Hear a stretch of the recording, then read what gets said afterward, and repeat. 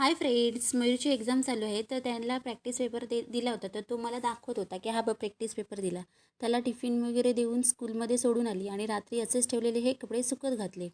मग मस्तपैकी फ्रेश वगैरे होऊन घेतलं आणि म्हटलं आता काय करूया, तर चला घराची साफसफाई करायला घेतली.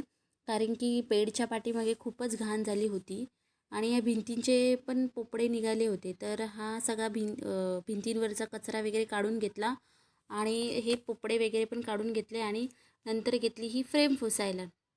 फ्रेम वगैरे पण पुसली. मी तुम्हाला बोलली होती की आठवड्यातून एकदा हे मी सगळं करते.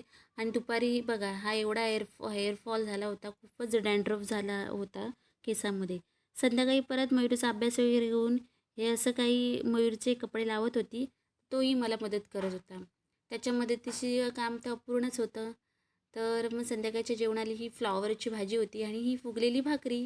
तर बघा मस्त वाटते ना.